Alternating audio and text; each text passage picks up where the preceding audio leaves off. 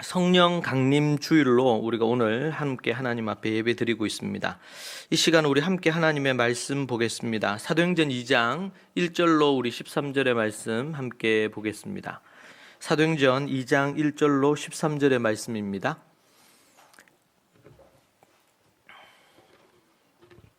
사도행전 2장 1절로 13절 말씀 제가 읽도록 하겠습니다. 여러분들이 함께 속으로 따라해 주시면 될 것 같습니다. 2장 1절로 13절.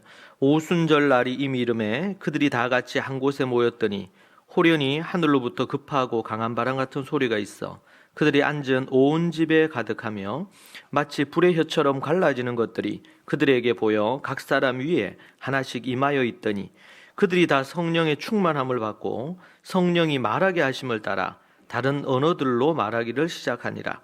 그때 경건한 유대인들이 천하 각국으로부터 와서 예루살렘에 머물러 있더니 이 소리가 나매 큰 무리가 모여 각각 자기의 방언으로 제자들이 말하는 것을 듣고 소동하여 다 놀라 신기하게 여겨 이르되 보라, 이 말하는 사람들이 다 갈릴리 사람이 아니냐?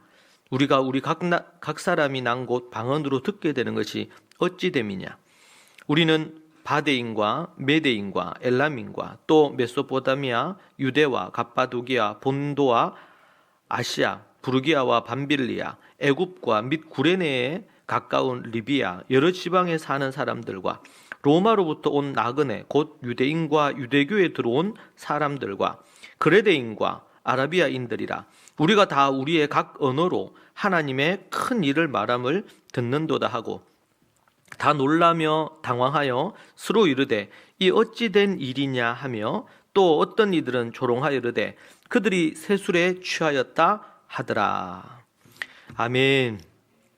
오늘 이 말씀으로 성령님이 오셨습니다. 성령이 오셨습니다. 라는 제목으로 여러분과 함께 말씀 나누려고 합니다. 우리가 이 절기가 되면 우리가 이제 전체적인 절기에 대한 이해를 하는 것이 매우 중요합니다.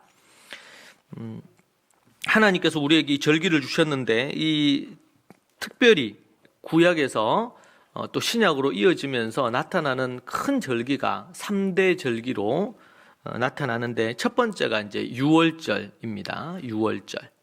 그리고 그 다음이 이제 오순절이고 그리고 마지막이 이제 초막절이 되겠습니다.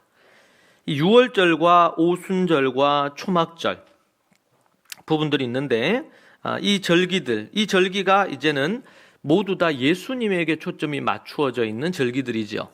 그리고 이 절기가 이제 예수님이 오심으로 하나하나 이제는 완성이 되고 성취가 되는 것을 볼 수가 있습니다.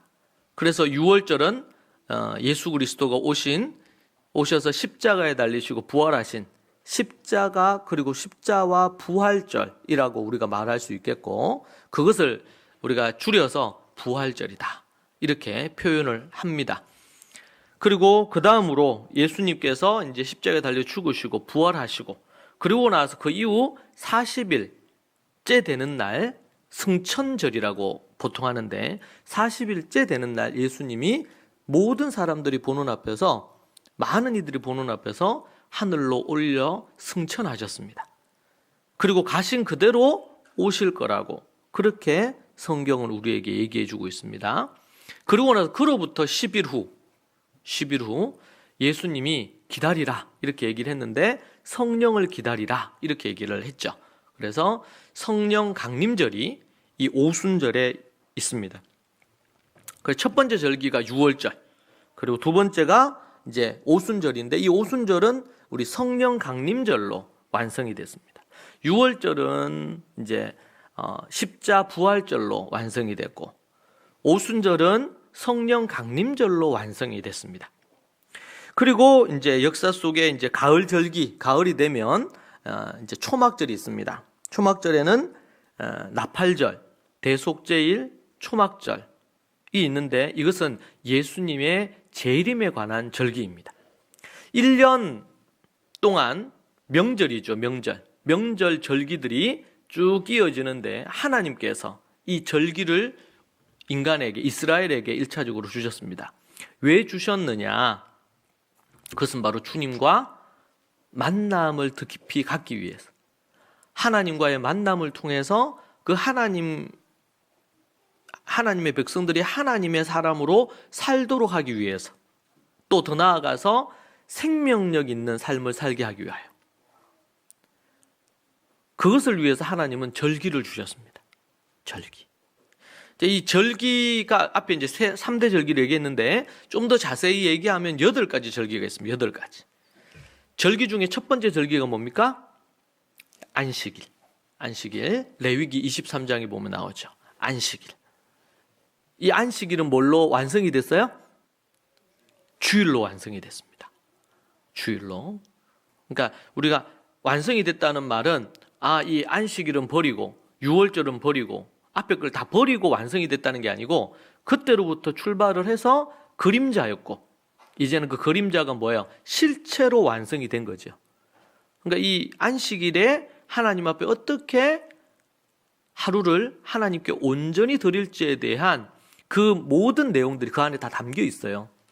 그리고 예수님을 통해서 완성이 되고, 그러니까 이 주일을 지킴에 있어서 우리가 안식일을 잘 이해하고 공부하고 주일을 정확하게 지켜야 되고, 우리가 십자 부활절 때도 유월절이 어떤 의미를 갖고 있는지 잘 이해하고 부활절을 지켜야 되고, 그러니까 오순절 같은 경우에도 우리 성령 강림절이라고 할 때 그것은 오순절로부터 출발하는 거예요.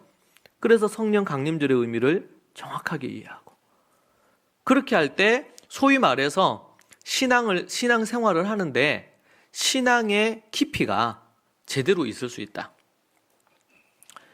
우리가 깊이 있는 신앙의 삶을 살아야 되거든요. 이 세상에서도 사람이 아주 얕은 사람이 있습니다. 생각도 얕고 의지도 얕고 감정이나 정서적인 것도 이거 자기를 잘 컨트롤해서 성숙한 정서적, 감정적 반응을 하고, 이런 이제 깊이 있는 사람이 있는가 하면 시편 1편 말씀처럼 바람에 나는 겨처럼 쉽게 이리저리 흔들리면서 쉽게 깊이가 없이 인생을 살아가는 부분도 있단 말이에요.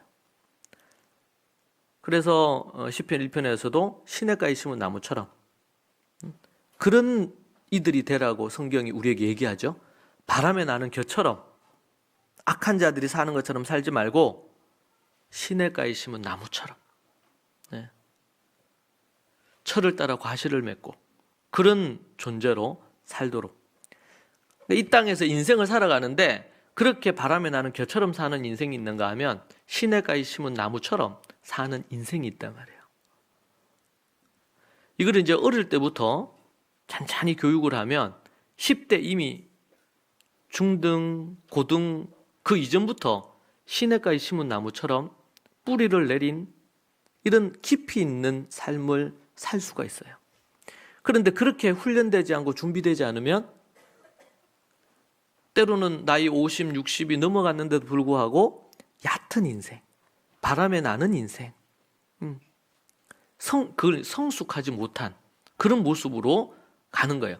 시간은 지나고 세월은 가는데 성숙하지 못해.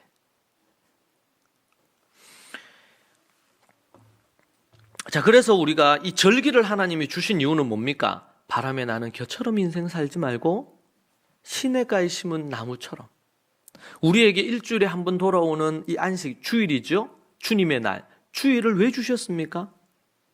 때로는 6일 동안 정신없이 이 땅의 삶을 살다가 하나님 앞에 온전히 이 주일 24시간을 주님께 집중함으로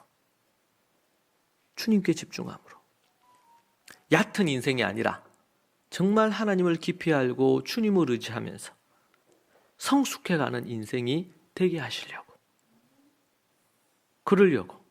또 이제 신약적으로 오면 아담 이후로 모든 인간이 죄인이라, 죄인된 인간은 이 땅의 삶을 사는데 죄에 대한 욕구가 강하고 죄를 지으며 살도록 돼 있어, 인간이.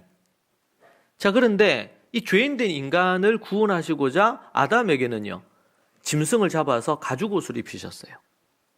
이건 뭡니까? 피로 말미암아 이 죄를 사하고 생명을 준다는 의미입니다. 가죽옷을 입혔다는 것은.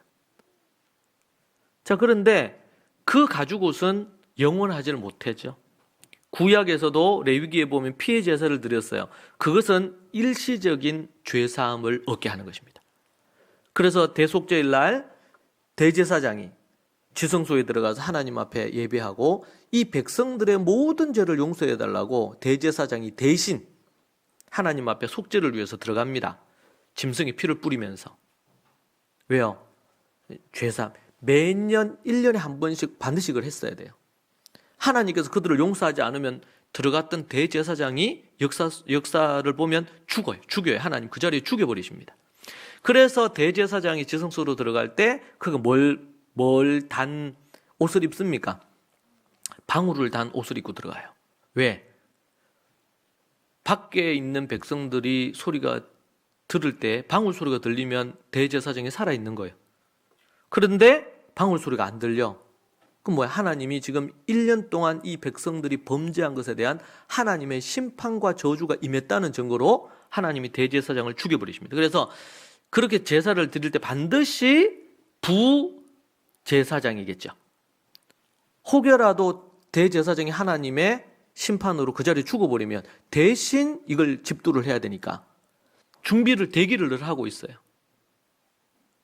매년마다 그렇게 했단 말입니다. 자, 여기서 이제 우리가 세계사는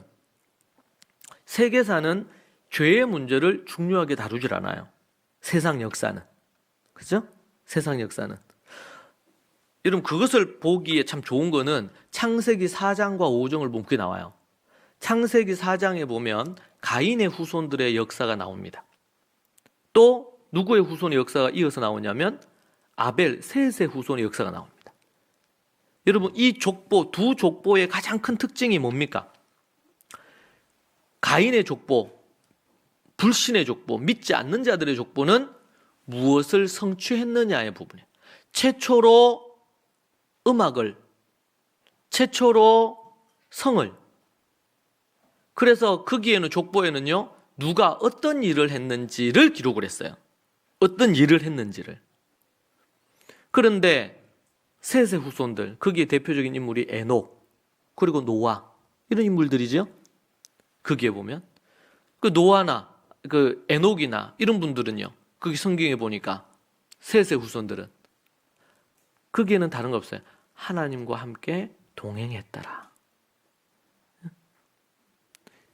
옛날 개혁 성경에는 하나님과 향수했다, 하나님과 더불어 살았다, 이런 뜻이에요. 하나님과 동행했더라. 얼마나 하나님과 동행하기를 하나님의 마음이 딱 들었으면, 하루하루 살아가는 것이 얼마나 아름답고 하나님이 보시기 좋았으면 하나님의 사람이었던 에녹을 하나님이 살아있는 채로 데리고 가시잖아요. 하나님. 에녹. 그리고 노아가 선지자 역할을 하시죠. 그분이 외쳤던 게 뭡니까? 회개하고 돌이키라. 하나님의 심판이 이 땅에 있다. 회개하고 돌이키지 않으면 하나님의 심판 가운데 저주를 받아 물로 이 땅을 심판하시는데 모두 다 죽을 것이다. 회개하고 돌이켰다는 증거가 뭐예요? 방주로 들어오는 겁니다. 방주로 들어와라. 방주로 들어와라. 이 시대의 방주는 교회일 수 있죠. 교회. 방주로 들어와라. 이 말은 뭐냐면 그냥 교회당에 들어와라. 방주 문을 열고 들어와라. 그 당시에는 방주 문을 열고 들어온다는 건 뭡니까? 지금 내가 갖고 있던 모든 것들을 내려놓고, 왜? 물로 다 심판받아 다 사라질 거니까. 그 말씀을 믿고 방주로 들어가는 거예요. 그리고 얼마가 될지 몰라. 방주 안에 있어야 될 시간이. 모든 것을 버리고 주님을 쫓는다는 증거입니다. 방주로 들어간다는 것은. 이 시대에 교회를 내가 나온다. 그냥 교회 예배당을 나오는 거 하고 하나님을 믿고 그 말씀 따라 순종하며 사는 것은 곧 옛사람을 벗어버리고 세상의 것을 내려놓고 주님을 쫓는다. 이런 의미를 갖고 있어요. 여러분, 세계사와 또 뭡니까? 구속사, 목적사라고 표현하죠. 세계사는 크게 죄에 관심이 없습니다. 뭐에 관심이 있어요? 업적에 관심이 있어요. 무엇을 성취했나, 무엇을 이루었나. 가인의 자손 에녹 성을 만들었어요. 그죠? 성을 최초로 만들었어. 왜 가인의 후손들이 최초로 성을 만듭니까? 불안하잖아요. 아벨을 죽였으니까 하나님이 가인과 그의 후손들을 하나님 치실 거라고 하시니까 불안한 거예요. 그래서 자신들을 보호하기 위해서 성을 만들었어요. 그게 최초의 성입니다. 성을 누가 만들었다? 셋의 자손이 아니라, 아벨의 자손이 아니라 가인의 자손들이 만들었어요. 갖가지의 음악이나 악기들도 그래요. 최초로 뭔가를 이루었던 것을 다 기록해놨어요. 최초로 일부 다처를 시작한 것이, 이 세상에서는 뭐 각 나라마다 문화마다 일부 다처를 인정을 한다든지 갖가지의 많은 이런 부분들에 대한 것들이 있다고 해요. 그래서 이 세상에서 뭐라 그러냐면 일반적으로 그들의 문화다. 문화의 차이는 어때요? 인정해야 된다. 이렇게 얘기한단 말이에요. 분명히 그런 영역이 있어요. 그러나 분명한 것은 우리는 그러한 문화의 차이 속에 죄로 인해서 출발한 아담의 후손들의 그 영향 아래 만들어진 문화들도 많이 있습니다. 그죠? 그것을 우리는 더 큰 위의 관점에서 이것을 분별하고 해석할 필요가 있어요. 그렇지 않으면 문제가 생깁니다. 어제 제가 뉴스에, 그러니까 기사에, 그 신문을 보니까 전에 이제 법무장관을 하셨던 분이죠. 강금실 전 법무장관이시죠. 그분이 이제 정치를 떠나서 환경 관련된 공부를 하셨더라고요, 이분이. 그리고 그분이 이제는 환경운동 단체의 대표이자 몇 가지 어떤 직함을 갖고 있더라고요. 그래서 제가 그렇구나. 그렇게 해서 저는 환경과 관련된 큰 조회가 없습니다. 잘 알지 못해요. 그런데 근데 이제 표면적으로 아는 것들이 있긴 있죠. 그 환경 운동이 자칫 어떤 영향 아래에 있을 수 있냐면 이 그 범신론적인 자연을 신으로 섬기는 이런 부분과 관련되어 있는데, 제가 그 기사를 어제 좀 잠시 보는데 좀 놀란 건 이분이 이제 인터뷰한 내용이에요. 인터뷰한 그 내용인데 그 내용을 제가 이제 읽는데 어떤 부분이 좀 너무 좀 충격이었냐면, 이분이 자연도 인간과 동일하게 취급을 해야 된다. 그래서 그들에게도 소위 말해서 인격도 있을 수 있고 여러 가지 부분들이 다 있다. 그래서 보호를 해야 된다. 여러분, 세상에서 얘기할 때 예를 들면 환경을 보호해야 된다 이렇게 얘기할 때 우리도 크리스찬들이 환경을 보호해야 된다고 얘기를 하죠. 왜냐하면 하나님께서 이 천지 만물을 만드셨는데 그 천지 만물을 만든 이 세상이 어때요? 잘 보존돼야 돼요. 다스리라고 한 그 원어를 보면 그 다스리라는 것은 그냥 지배하고 착취하고 인간의 어떤 문명의 발달을 위해서 막 함부로 개발하고 이렇게 하란 말이 아니고 잘 보존하라 이런 의미를 갖고 있어요. 인간이 이 환경을 파괴하면서 뭔가 개발을 하다 보니까 환경이 파괴가 되잖아요. 그리고 갖가지 문제들이 많이 생겨요. 그게 어떻게 됩니까? 나중에는 인간을 해롭게 하는 오염을 만들어내요. 그게 이제 산업 사회로 진입하면서 막 모든 걸 막 다 개발하고, 지금도 그렇죠. 전 세계가 특별히 개발도상국이나 이런 데는 더더욱 많이 환경을 파괴하면서 경제적인 이익을 얻기 위해서. 여러분, 그러다 보니까 뭐 오존층도 파괴됐다 그러고 뭐 갖가지의 많은 지구가 몸살을 앓고 있고 이상 기온 현상들이 엄청 많이 일어나고 있죠. 앞으로도 계속 환경 문제는 중요한 문제가 될 겁니다. 자, 그런데 이것을 접근하는 방식이 전혀 다르단 말입니다. 그래서 그분이 그분은 이제 불신자신 것 같아요. 믿음이 있는 것 같진 않아요. 그 기사 인터뷰를 제가 읽어볼 때는 극히 범신론적인, 왜냐하면은 모든 자연을 우리나라에서도 자연을 섬기는 그런 부분들이 없지 않아 있었잖아요. 태양도 나무도 모든 것들이.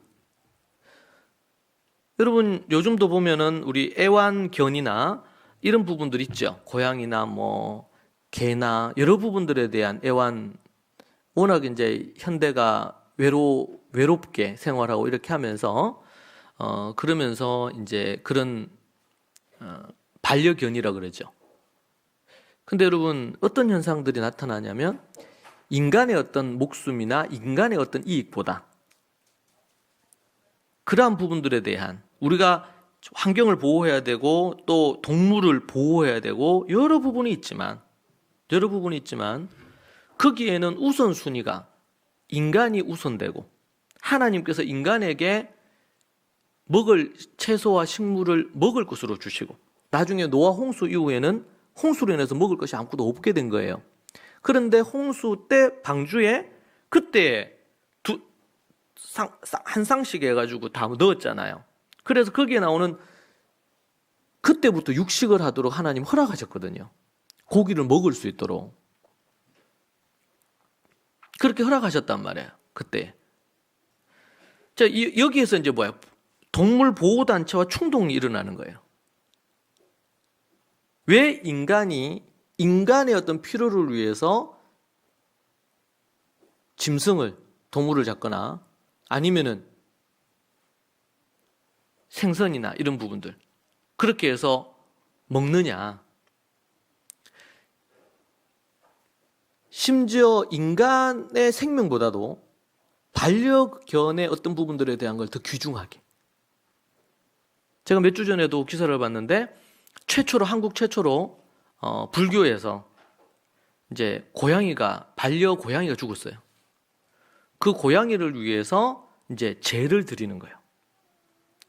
똑같이 인간과 똑같이 그렇게 인간이 이제 사람이 죽어서 장례를 치르듯이 불교식으로 해서 그렇게 쭉 했다는 거죠.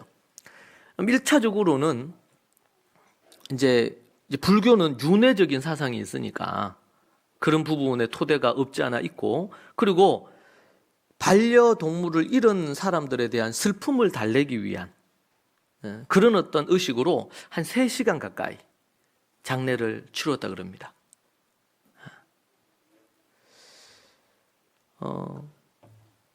슬픔을 당하고 반려견이면 함께 그진 가족처럼 지냈던 부분이기 때문에 심정적으로는 충분히 이해가 가고 그럴 수 있습니다. 근데 여기서 우리는 성경적인 관점에서 분명한 이해와 해석과 신학을 가질 필요가 있어요. 앞에서 얘기한 환경에 대한 부분도 동일하고요.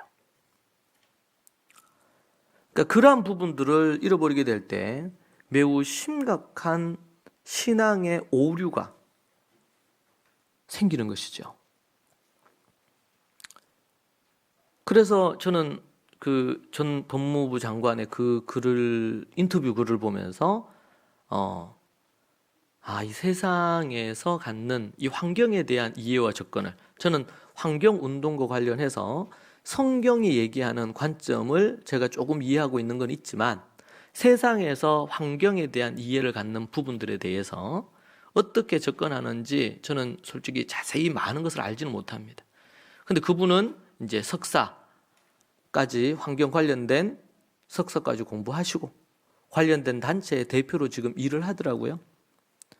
그런데 그런 분이 얘기하는 관점의 부분들이 그런 관점으로 하는 거예요. 일단은 환경을 보호한다는 측면에서 공통 분모는 없지 않아 있을 겁니다. 근데 어떻게 그것을 접근하느냐? 그것은 매우 범신론적이고 인간의 어떤 존엄과 가치와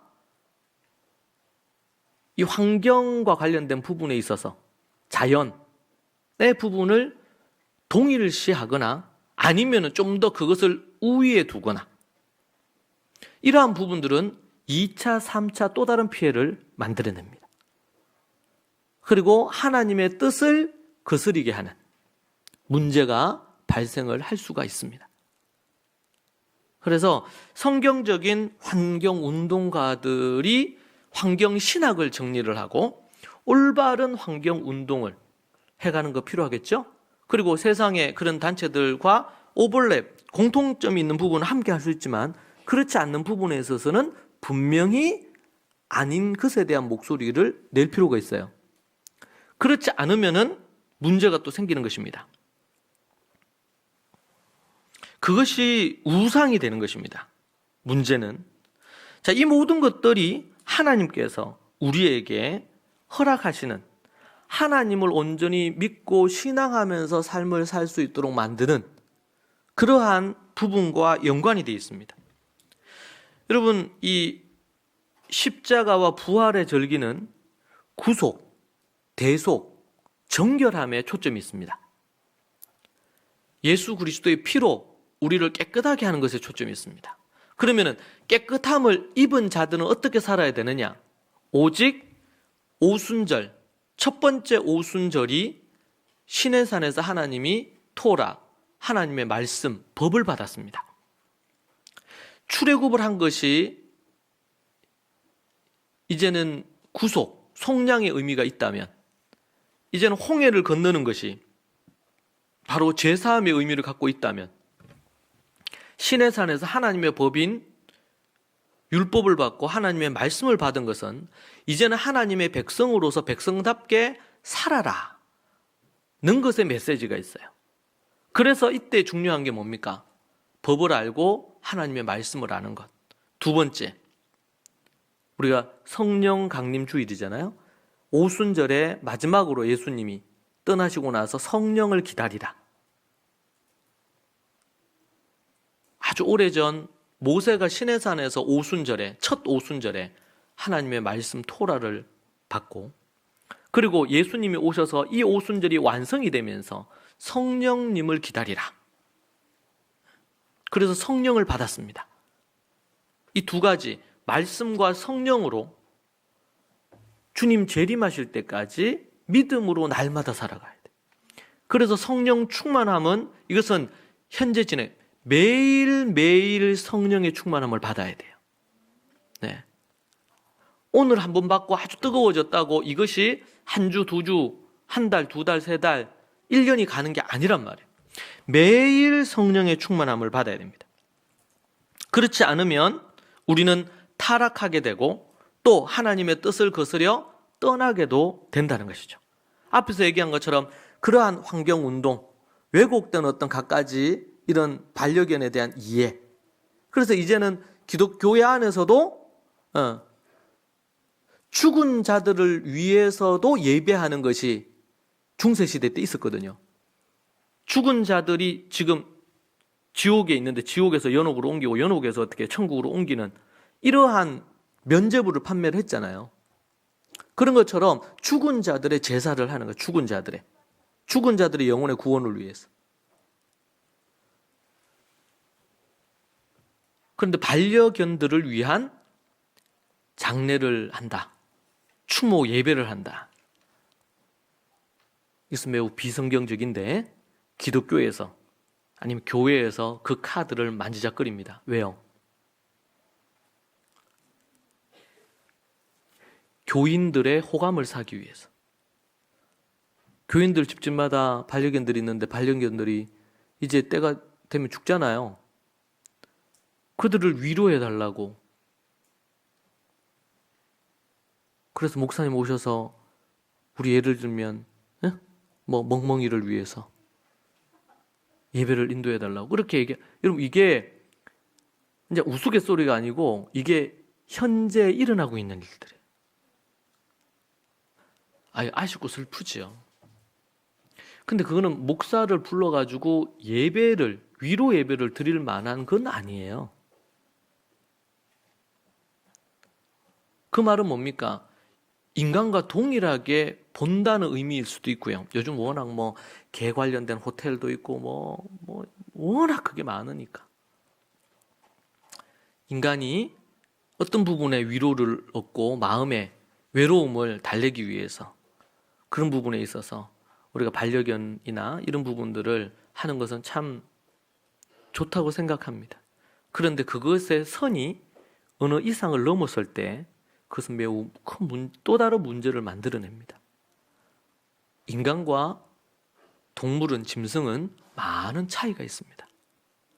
하나님이 주신 이 세상의 모든 것들은 하나님을 위해서, 그리고 인간을 위해서 존재합니다. 이게 거꾸로 인간이 이 자연을 위해서, 인간이 동식물을 위해서 존재하게 되면 이것은 역행하고 있는 거거든요. 이것은 또 다른 문제를 만들어낼 수밖에 없습니다. 우리는 성경에서 우리에게 말씀해 주시는, 성경은 우리에게 뭘 중요하게 여겨요? 죄를 중요하게 여겨요. 죄를. 이 죄의 문제를 기반으로 모든 것들을 주님, 하나님을 떠난 인간이 죄를 범함으로 죄의 삭은 사망이고, 이 사망에 이르게 되는 것이 둘째 사망, 지옥불에 떨어지는 것입니다. 하나님은 인간의 가장 근본되는 이 지옥불에 떨어질 죄의 문제에 하나님은 계속 관심이 있는 거예요. 그래서 예수님을 이 땅에 보내시면서도 어디에 관심을 두신 겁니까? 이 땅에 왜 보내셨어요? 그분을 십자가에 달려 죽음을 맞고 부활하게 하기 위해서 보내신 거 아닙니까? 예수님의 이름의 뜻이 뭡니까? 자기들의 백성을 구원할 자라, 죄에서 건져낼 자라. 여기에 초점이 있고 사복음서 모든 곳에 그 얘기를 쓰고 있어요. 여러분, 우리 크리스찬들의 마인드가 그냥 교회만 와서 예배 한번 드리는 게 아니고 크리스찬들의 마인드 자체가 바뀌어야 돼요. 성경적인 세계관으로 개념 자체가 바뀌어야 됩니다. 그것이 제대로 바뀌지 않으면 매우 심각한 문제들을 나아가게 되고, 그리고 우상 숭배하다가 주님을 떠나게 돼 있어요. 주님을. 지금도 여러분, 지난 몇 년 동안 수천 교회가 각 교단들마다 없어졌습니다. 왜요? 교인들이 주님을 떠나는 거예요.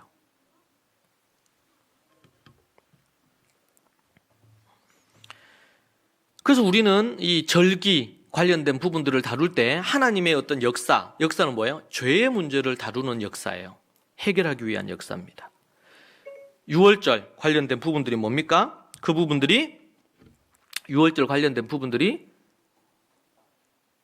속죄, 죄사함, 여기에 초점이 있어요. 우리를 죄에서 깨끗하게 하는 것에 초점이 있어요. 자, 그럼 깨끗함을 받고 하나님 앞에 그렇게 정결함을 입은 사람들이 그때로부터 어떻게 매일 발을 씻으면서 자기를 하나님 앞에 깨끗하게 해나가는 과정들이 필요하겠죠. 말씀 충만하고 성령 충만하고 말씀의 8가지를 몸에 배이도록.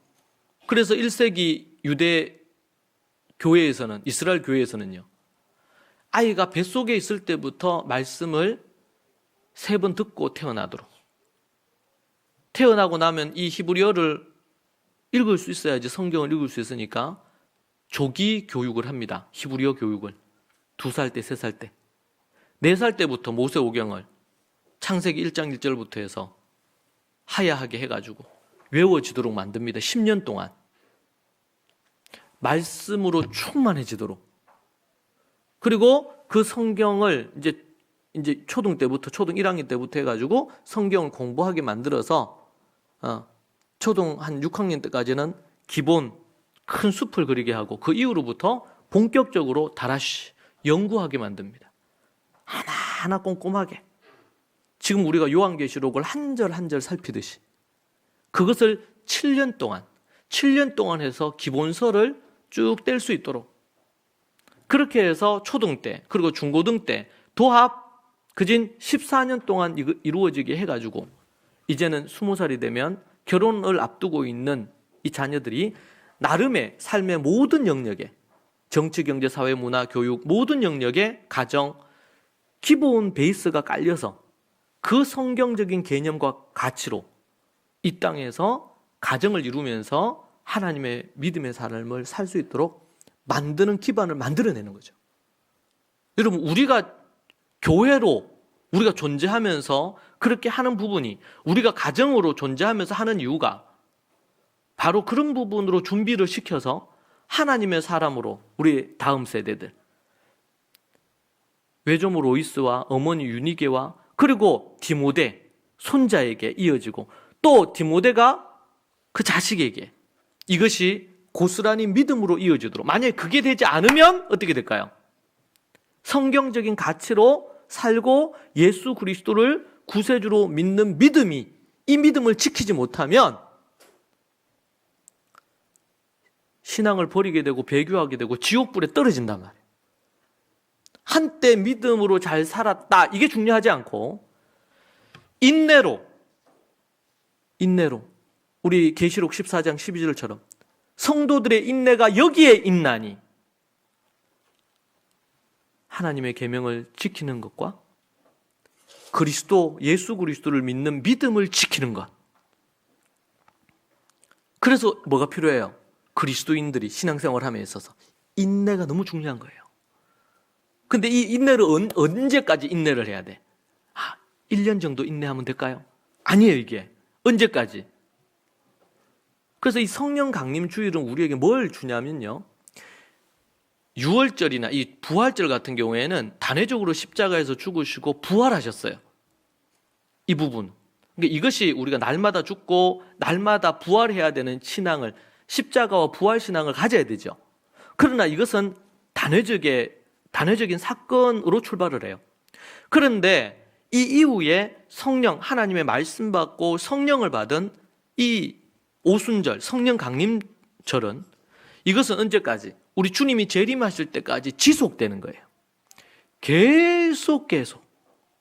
그래서 우리 출애굽기 6장에서도 봤죠? 속량함을 입고 하나님의 백성이 되고, 그러고 나서 뭐 해야 된다 그랬어요? 하나님을 알지라. 백성이 되었으면 그 다음 해야 될 건 뭐냐면 하나님을 아는 거예요. 하나님이 원하시는 게 뭔지를 알아야 돼. 주일을 어떻게 하나님 앞에 주일을 성수할 거냐, 여러분, 그것을 어떻게 했느냐에 따라서 하늘의 상급이 결정이 됩니다. 그렇죠? 10계명, 내 부모를 공경하라, 살인하지 말라, 간음하지 말라, 도둑질하지 말라. 예수님이 얘기했잖아요. 고르반으로 하면서 하나님께 장로의 유전을 따라 그렇게 하는 게 아니고 진심으로 부모를 사랑하라. 거기에는 물론 지혜가 필요합니다. 지혜가. 부모의 가정이 있는데 자기의 가정이 막 이게 부서지면서까지 부모를 섬기다가 함께 무너질 수도 있어요. 지혜롭게 우리가 부모 공경을 잘 해야 됩니다. 성경의 원리를 따라. 그러기 위해서 뭐예요? 지혜를 배워야 돼. 알아야 되거든요. 자녀를 사랑하는 것도 그냥 부모가 사랑하는 마음으로만 사랑하면 되느냐? 안 그렇습니다. 하나님이 원하시는 그 지혜로 해야 돼요. 성경에서. 그 원리 따라서. 그래서 자녀는 뭐예요? 기는 살려주고 고집은 꺾어주라. 제 책에서 얘기했잖아요. 매우 중요한 원리입니다. 그리고 부모는 권위를 갖고 자녀를 섬겨야 돼요. 권위를 가졌다는 것은 막 함부로 누르라는 게 아닙니다. 그 형편을 살피고 거기에 맞게 섬기되 하나님의 말씀의 기준으로 자녀도 이끌어야 됩니다. 똑같아요. 교회를 목회하는 목사가 교회를 어떻게 이끌어야 될까요? 하나님의 말씀의 원리를 따라서 이끌어야 됩니다. 교회 성장시키기 위한 원리로 이끌면 안 되고, 교회가 이런저런 부분으로 뭐 잘 나가기 위해서 그쪽으로 하는 게, 하나님의 말씀을 따라 성도들이 말씀대로 순종하고 거룩하게 살도록, 갈수록 더 성숙하도록 만드는 부분으로, 하나님의 뜻이 이루어지는 부분으로 목회가 이루어져야 되고 교회가 이루어져야 되듯이, 한 가정도 하나님의 뜻이 그 가정에 이루어지는지, 이게 중요한 거예요. 이것이 교회가 정말 반려견의 추도 예배를 드리는 것이 그 마음의 위로를 줄 수는 있지만 진리가 아니라면 위로 정도여야 되지, 그것이 예배라든지 선을 넘는 작업을 하는 것은 맞지 않다고 얘기해야 되듯이, 타협하고 야합하게 되면 변질됩니다. 타락하게 되는 겁니다. 타락하면 끝입니다. 왜 하나님이 절기를 우리에게 주셨느냐? 왜 주일을 우리에게 주셨느냐? 그래서 주일을, 안식일을 거룩하게 지키라고 한 것처럼 왜 주일을 거룩하게 토요일 저녁부터 주일 저녁까지 하나님께서 지키라고 하셨느냐? 여러분, 우리가 어떻게 하느냐에 따라서 우리가 죽음 이후에 천국의 삶의 질이 달라집니다. 여러분, 이 땅에서도 우리가요, 이 땅에서 정말 빚을 많이 가지고 있거나 아니면 정말 하루하루 먹을 때거리가 없이 힘들 수도 있잖아요. 형편이. 우리나라가 지금 많이 좋아졌죠. 제가 어릴 때만 해도 쉽지 않았습니다. 이번 주에도 뭔 얘기를 하다가 여러분, 제가 어릴 때만 해도 바나나를 못 먹었어요. 여러분, 바나나가 얼마나 비쌌습니까? 정확히 기억은 안 납니다만 바나 그 하나가 뭐 5,000원에서 10,000원 가까이 했을 거예요. 못 사요, 그거를. 1년에 한 번 바나나 몇 개를 사면 그걸 가족들이 나눠가지고 먹었잖아요. 그걸 한 입 먹으면서 얼마나 행복했는지 몰라요. 저는 제가 바나나 먹은 기억이 없습니다. 워낙 가난해가지고, 제가 어렸을 때. 여유 있는 집들이야 뭐 바나나를 수시로 먹으셨겠지만 그때는 그랬단 말이에요. 요즘은 그냥 긁어치는 게 바나나잖아요. 바나나 썩어요. 네. 얼마나 많이 좋아졌냔 말이에요. 여러분, 이 땅에서도 많은 사람들이 부자 되려야 합니다. 우리가 공부했던 것처럼 우리는 부자 되려 애쓰면 안 된다 그랬죠? 네. 주님의 뜻대로 우리가 성실히 일하고 하나님의 뜻대로 우리가 했더니 부자가 되어져야 된다고 그랬습니다. 근데 세상은요, 제가 이제 그때 한 3달 그걸 하고 그 전부터 연구하면서 이 토다를 쓰고 이렇게 하면서 관련된 여러 부분들에 대해서 제가 관여하고 우리가 사람들이 정말 돈 버는 일에 혈안이 돼 있더라고요. 돈벌이를 위한 거라면 뭐 어떤 거든 양심이든 뭐 윤리나 도덕이든 정도의 차이는 있겠지만 그렇게 해서 돈벌이를 해요. 왜 그렇습니까? 그 궁극적인 목적이 뭡니까? 좀 여유 있게 사람들에게 무시 안 당하고 아니면 나중에 노후에 좀 편안하게 생활하려고. 여러분, 그 자체가 잘못됐거나 이런 건 아니겠죠. 문제는 그것만이 인생의 목적이 되는 것이 배금주의 사상. 그게 문제예요. 하나님이 들어설 자리가 없는 거예요. 그런 마음을 가지면 결국엔. 근데 여러분, 우리가 하나님 앞에 섰을 때 하나님 천국에서 이 땅에서 살면 짧아요. 짧게 살다 가요. 그런데 우리가 죽은 이후에 천국에 가면 그곳은 영원입니다. 지옥도 영원이죠. 하나님을 배교하고 주님 말씀대로 살지 않고 불신의 삶을 살면 지옥불에 떨어져서 영원한 지옥도 다 다른 것 같아요. 예. 히틀러 같은 놈, 이런 놈들이 가는 지옥하고 또 그냥 지옥하고 좀 다를 것 같아요. 다 달라요. 천국은 어떻습니까? 천국 다 다릅니다. 상급이 다 달라요. 그래서 요한계시록에 보면 예수님 보좌 가장 곁에 누가 있어요? 주님 때문에 피 흘린 순교자들. 그들이 제일 예수님 가까이 있어. 주님을 위해서 주님을 정말 목숨을 다해 사랑한 사람들.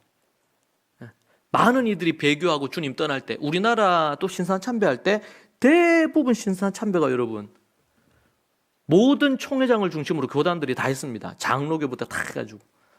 저는 이제 장로교에서 쭉 자랐어요. 고신 측에서 학생 때 예수님 믿고, 그리고 나서 사역은 합동 측, 통합 측에서 사역했습니다. 우리 여기 대구에 여기 중구 쪽에 가면은 삼덕교회 거기 사역도 하고 합동 측 교회에서 많이 사역했습니다. 교회를 제가 개척하는데 제가 장로교보다는 침례교가 더 제가 볼 때 더 소위 말해서 땡겼어요. 그리고 그때 만났던 교수님이 침례교 실천신학 교수님인데 그분을 통해 제가 많은 도움도 받으면서 교회 개척하고 나서 한 1년 후에 교단 가입을 했어요. 그냥 저희 집에서 가정에서 예배를 드리다가 교단 가입은 한 1년 후에 했었습니다. 예. 그런 부분으로 했는데, 그러니까 우리가 하나님 앞에서 어떠한 부분으로 우리가 서서 나아갈 거냐, 어떻게 할 거냐, 이거 너무나 중요한 부분이에요. 여러분, 우리 생각을 하셔야 돼요. 내가 오늘 어떻게 살았느냐? 오늘도 우리 찬양 중에 참 은혜가 되더라고요. 하나님 앞에 제단에 번제로, 우리의 제물로 하나님 앞에 드리는 거예요. 매주 주일마다 나오는 것은 하나님께 한 주간의 내 삶의 재물을 갖고 나오는 것입니다. 근데 하나님이 보실 때 만족스러워, 흡족해요. 그럼 하나님이 받으시겠죠. 그렇지 않으면요, 하나님이 그 제사를, 예배를 안 받으실 것입니다. 오순절, 성령 강림절은 속량함을 입은 사람들이 우리 주님 재림하실 때까지 계속 날마다 말씀 충만, 날마다 성령 충만, 그렇게 함으로 인격적으로는 성숙해가고 또 하나님을 위해서 사명적으로는 주의 사명을 감당하는 거룩한 삶과 정결한 삶과 거룩한 사명을 감당하는 부분에 초점이 있어요. 그래서 여러분, 이 사복음서 제가 끝부분, 사복음서의 끝부분, 예수님이 이제 성천하시고 이렇게 하시면서 얘기하신 끝부분, 그리고 오늘 말씀에서도 보면 우리 2장 말씀 전에 1장 8절에 보면 성령이 너에게 임하시면, 오직 성령이 너에게 임하시면 너희가 권능을 받고, 성령이 임하시면 뭘 받고? 권능을 받고, 다이나마이트와 같은 파워를 갖고, 힘을 갖고, 성령이 너에게 임하시면 권능을 받고, 능력이죠, 능력, 활력. 이게 뭐야? 절기와 같이 매기를 같이 해요. 왜 하나님이 절기를 주셨나? 왜 매주 절기를 주셨냐? 왜 매년 3대 절기를 주셨냐? 능력 받아서 생명력 있게 살라고. 거듭난 자들이 이제는 말씀으로, 성령님으로 활력을 받아서 날마다 성령 충만하고 항상 기뻐하고 쉬지 말고 기도하고 범사에 감사하는 인생을 살라고. 때로는 만나는 어려움들을 만날 때마다 낙심하거나 좌절하거나 거기에 주저앉아 있지 않고 잠시 낙심할 수 있지만 다시 일어서서 활력 있게 살라고, 생명력 있게 살라고. 그러기 위해서 우리에게 두 가지, 하나는 말씀과 성령을 주십니다. 성령님을 기반으로 해서 뭐가 이루어져야 돼? 기도가 이루어져야 되거든요. 말씀과 성령, 말씀과 기도, 이 두 부분은 같이 가요. 이 부분은. 그래서 뭐야? 성령이 너에게 임하시면 너희가 뭘 받고? 권능을 받고 예루살렘과 온 유대와 사마리아와 땅끝까지 이르러 내 증인이 되겠다. 권능을 받는 1차적인 이유가 뭡니까? 온 유대와, 예루살렘과 온 유대와 사마리아 땅끝까지 증인되게 하려고. 증인된다는 것은 뭐죠? 죄로, 아담 이후로 죄로 말미암아 지금 지옥을 향해 가고 있는 인생들에게 예수 그리스도가 그 죄에서 당신을 건지고 천국으로 갈 수 있는 길을 열어놓으셨고, 당신의 삶의 모든 영역이 진정으로 행복해지고 기쁨의 삶을 살 수 있는, 인생이 진짜 형통할 수 있는 길이 말씀과 성령 안에 있습니다. 너희는 가서 모든 민족으로 제자를 삼아 아버지와 아들과 성령의 이름으로 침례를 베풀고 내가 너희에게 분부한 모든 것들을 뭐예요? 가르쳐 지키게 하라. 너희는 가서 예수님의 십자가와 부활의 복음을 전하면서 이제는 그들에게 뭘? 내가 너희에게 분부한 것을 다 뭐하라고? 가르쳐 지키게 하라고. 교회의 사명이 뭡니까?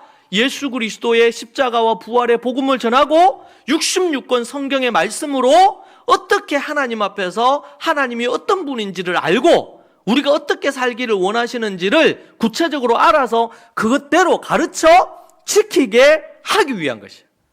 이것이 바로 교회가 존재하는 이유고 먼저 믿은 자들이 행해야 될 사명입니다.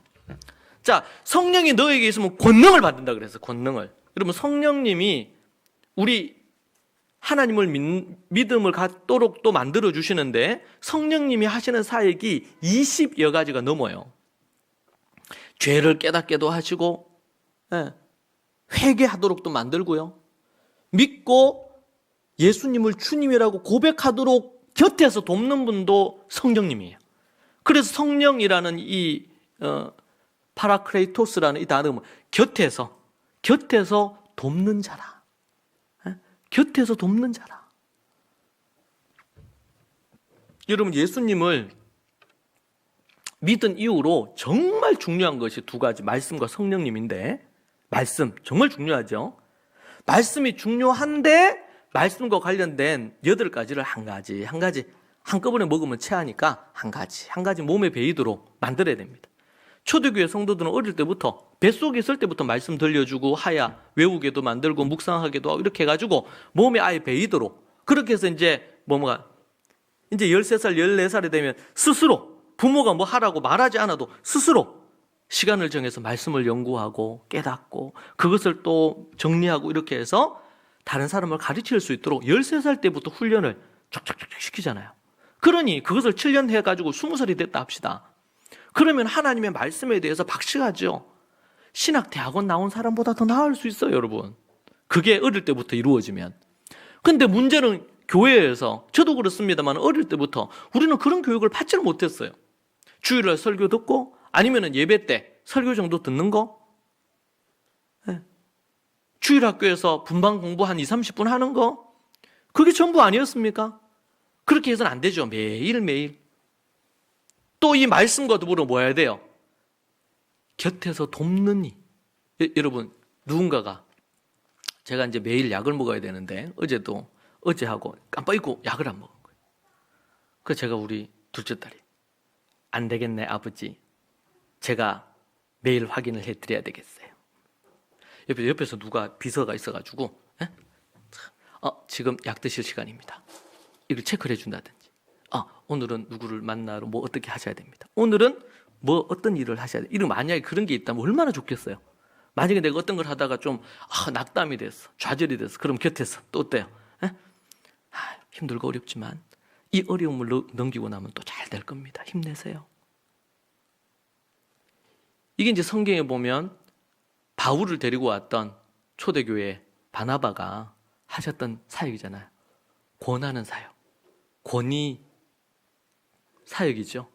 그 일을 했어요. 그 일을 너무 잘한 분이 바나바라. 바로 그런 역할을 하시는 분이 이제 원래 원어적인 의미가 바로 성령님. 근데 예수님을 믿었는데, 그리고 구속 죄사함을 얻었다고 했는데 그 사람이 말씀을 가까이 하지 않고 또 성령님을 가까이 안 해. 하나님의 성령이 뭘 원하실까? 주께서 원하시는 뜻이 무엇일까? 어떻게 해야 될까? 그분은 정말 능력의 하나님이세요. 전지전능하신 하나님이에요. 성삼위 하나님. 성부, 성자, 성령님 계시잖아요. 성령 하나님이에요. 그분도 삼위일체 하나님입니다. 근데 그 하나님이 곁에서 도와주시고, 그래서 예수님이 떠나시면서 너희들은 반드시 기다리라. 누구를? 성령을 기다려라. 그래서 저들이 10일 동안 마가의 다락방에서 저들이 모여서 기도합니다. 주님, 약속한 성령을 주십시오. 여러분, 세상에서 어떤 선물이 좋을까요? 우리 선물 받는 거 좋잖아요. 선물. 근데 성령님을 뭘로 표현하냐면 예수님이 보낸 최고의 선물을 주셨는데 그 선물이 누구냐? 성령님이라. 여러분, 우리는 이 성령님의 가치를 너무나 좀 평가절하하는 그런 어떤 상황 속에 우리는 살아요. 저도 이번에 제가 말씀을 다시 묵상을 하면서 성령님을 더 가까이 의지해야 되겠다. 소홀히 한 건 없나? 이런 반성을 하게 되더라고요. 성령님께 묻고 성령님을 의지하여 기도하고, 성령님의 은혜가 없이는 성경을 깨달을 수도 없습니다, 여러분. 여러분, 우리가 생각을 한다고 해서 성경이 깨달아지느냐? 그게 아니에요. 성령님이 이 성경을 기록하게 하신 하나님의 영감이라고 그랬죠. 성경을 기록하도록 하신 분이 성령님이에요. 성령님. 우리가 뭔가를 해야 되는데 위기의 상황으로 치닫으려고 할 때 깨달음을 주시고 안전한 길로 인도해 주시고 올바른 길로 인도해 주시는 분도 성령님이 하시는 거예요. 우리가 그 성령님을, 말씀을 의지해서 성령님께 기도할 때 도와주시는 거예요. 근데 많은 교인들이 성령님을 의지를 안 해요. 예수님을 믿었다 하고 속량함을 받았다 하는데 자기 힘으로 살아. 자기 뜻대로 살아. 그러니까 인생이 힘들어요. 인생이. 우리가 꼭 실패하거나 넘어지는 그 자리 뭐야? 성령님께, 하나님께 묻지 않는 거예요.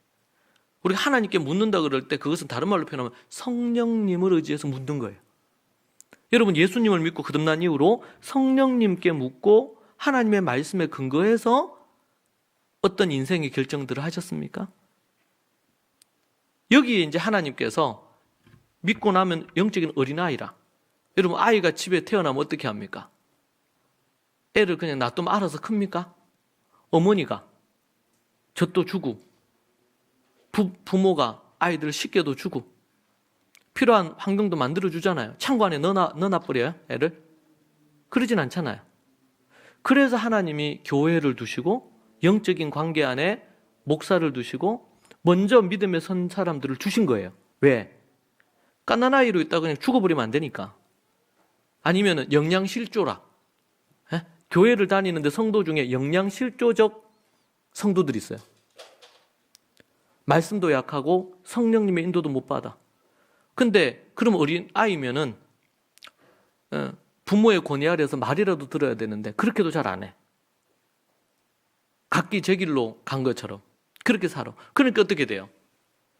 껍데기는 그리스도인인데 교회는 나오는데 말씀과 성령으로 충만하여서 능력으로 살기보다는 아주 인간적인 자기의 생각, 감정, 의지로 자기의 혼으로 자기의 지정의로 내 비즈니스도 하고 내 직장생활도 하고 내 가정도 하고 내 삶의 모든 결정을 내 생각으로 하는 겁니다.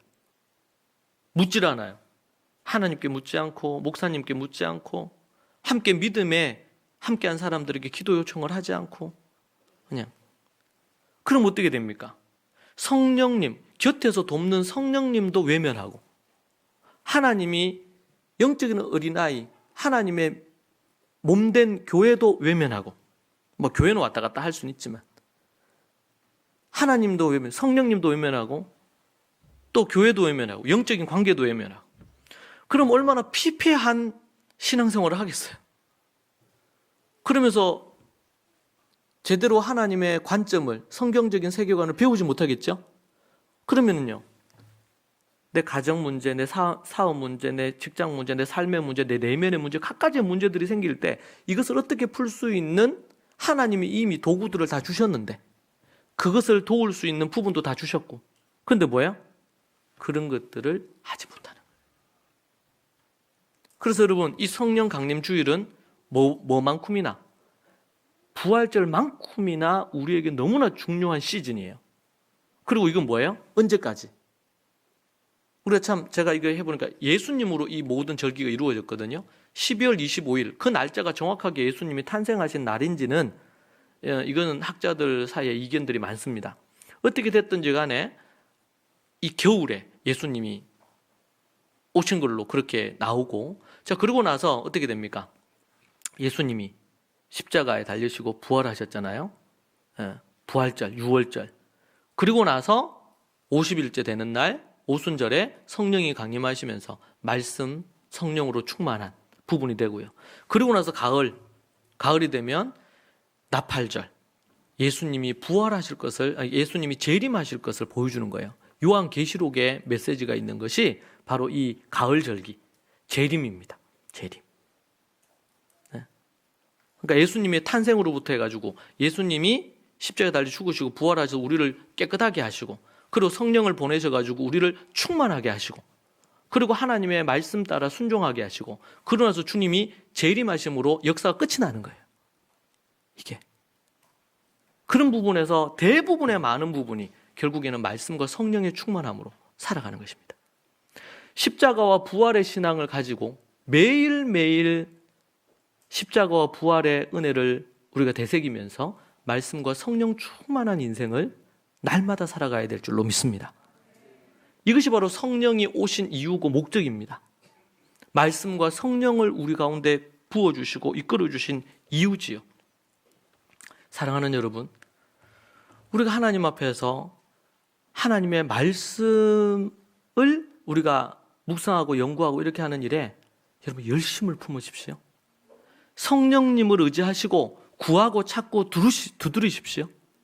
가장 세상에서 가장 좋은 선물은 수십억의 재산이나 아주 엄청난 큰 화려한 집이나 이런 걸 떠나가지고 가장 귀중한 것은 성령을 우리에게 선물로 주시지 않았느냐. 여러분에게 정말 성령님이 최고의 선물이기를 축복합니다. 성령님으로 말미암아 여러분들이 정말 충만해지고 만족하시기를 축복합니다. 세상 다른 것들은 그 다음 부차적인 거, 2차적인 거, 3차적인 거. 우리에게 날마다 성령이 우리에게 부어지고 성령은 말씀을 통해서 우리에게 부어집니다. 성령님을 갈구하고 찾고 두드릴 때 성령님이 우리 가운데 임하십니다. 그리고 성령님이 역사하십니다. 오늘 성령이 사도들에게, 초대교회 성도들에게 임하니까 어떤 현상이 일어나요? 저들이 술이 취한 것처럼. 여러분, 저는 술을 안 먹어봐서 잘 모르겠는데 술을 먹으면 기분이 좋아진답니다. 기분이. 여러분 경험 있는 분도 있을 건데 과거에 술을 먹으면 기분이 좋아진대요. 즐거워진대요. 성령 안에서 기쁨이 날마다 있을 수 있죠. 성령을 충만함으로. 그리고 그들의 술 취한 줄 알았다 그랬어요. 사람들이 사도들을 보면서. 왜? 꼭 실성한 사람처럼 정말 행복해하고 즐거워하고 기뻐하고. 그러면서 그때 하나님께서 뭐예요? 각종 방언으로 말하게 하셨잖아요. 저들이 기도하는데 복음을 설명하는데 각종 방언으로 하는 거예요. 응? 특별한 부분이었죠. 그런 역사가 일어납니다. 여러분, 성령을 구하고 찾고 두드리십시오. 권능을 받을 것입니다. 예루살렘, 온 유대, 사마리아 땅끝까지 이르러 복음 사명, 선교 사명의 권능도 받는데 날마다 성령님을 통해서 죄를 다스릴 수 있는 권능, 능력 있게 사는 권능, 자기를 이길 수 있는 권능, 나에게 닥친 문제를 뛰어넘거나 돌파하거나 그것을 이길 수 있는 능력, 온 유대 사마리아 땅끝까지 이르러 증인의 사명도 감당할 권능도 주시는데 우리의 삶의 소소한 모든 부분에 권능을 주시지 않겠습니까? 주시고도 남을 줄로 믿습니다. 여러분이 성령 충만하고 말씀이 충만한, 여러분 지금부터 해서 우리 이제 초막절이 될 때까지 하나님의 말씀 충만, 성령 충만한 주님 재림하실 때까지 우리는 그런 삶 살기를 소망합니다. 기도하겠습니다.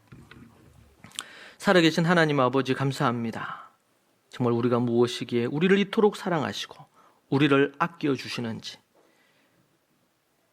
그리고 우리에게 성령을 우리에게 보내시어 날마다 성령 안에 충만하게 하시고 성령의 능력으로 살게 하신 것이 얼마나 감사한지, 우리 믿음의 식구들이 말씀과 성령을 구하고 찾고 두드리는 이들이 모두 다 되게 하시고 인생의 문제를 만난 모든 문제들마다 낙심하거나 낙담하지 아니하고 말씀 가운데, 성령님 가운데, 그리고 교회 가운데서 이 문제를 해결해가는 믿음의 모든 식구들이 되게 하여 주옵소서. 우리 가운데 한 명도 자기의 생각, 감정, 의지로 생각하고 판단하고 살아가는 이들이 없게 하시고 거듭난 자답게 하나님 앞에 서는 모든 이들 되게 하옵소서. 예수님 이름으로 기도합니다. 아멘.